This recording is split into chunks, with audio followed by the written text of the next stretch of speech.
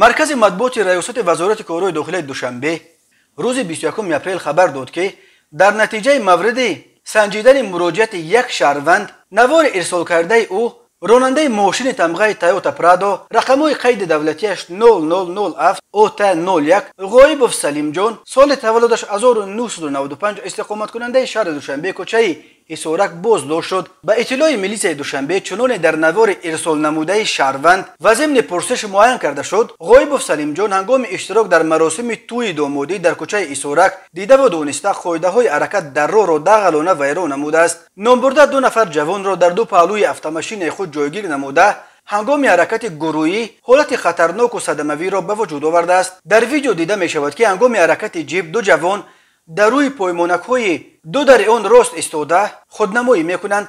بنا به اطلاع رسمی وابسته به حالت مذکور نسبت غایبوف سلیم جان طبق طلبات ماده 328 کودکس حقوق ویرانکنی مأموری جمهوری تاجیکستان برای تامین نکردن بی‌خطری حرکت پروتکل مأموری ترتیب داده شده.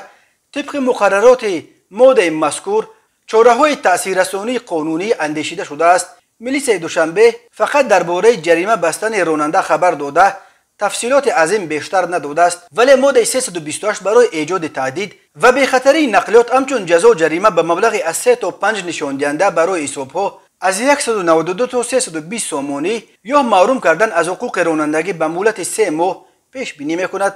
همزمان کارمندان میلیشیا با دو جوانی که هنگام حرکت در دو پهلوی بیرون اتومبیل جایگیر شده جان خود را در خطر گذاشته خودنمایی می‌کردند، صحبت‌های پروفیلاکتیکی کارهای فرماندهی گذرانیدند.